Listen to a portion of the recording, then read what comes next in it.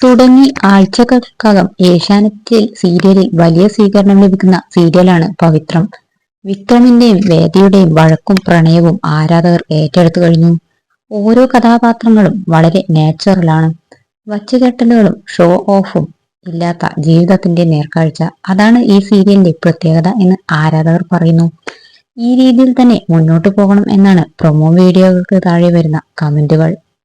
നായിക നടിയായ വേദ എന്ന കഥാപാത്രത്തെ അവതരിപ്പിക്കുന്നത് സുരഭി സന്തോഷ് എന്ന നടിയാണ്.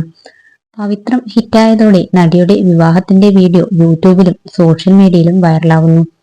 സെലിബ്രിറ്റി മേക്കപ്പ് ആർട്ടിസ്റ്റായ വികാസാണ് സുരഭിയുടെ വിവാഹത്തിന് മേക്കപ്പ് ചെയ്തത്. ആ വീഡിയോയിൽ താരം തന്റെ വിവാഹത്തെക്കുറിച്ച് സംസാരിക്കുന്നുമുണ്ട്.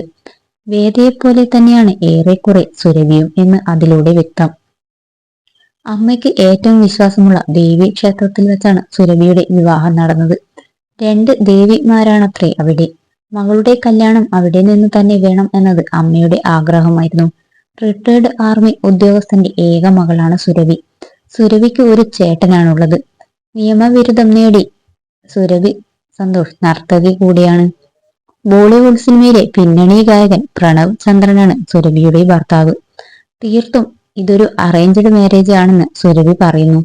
വിവാഹത്തിന് ശേഷം കലാപരമായ തന്റെ ആഗ്രഹങ്ങൾ മാറ്റി നിർത്തേണ്ടി വരുമോ എന്ന് ഭയന്നിരുന്നു.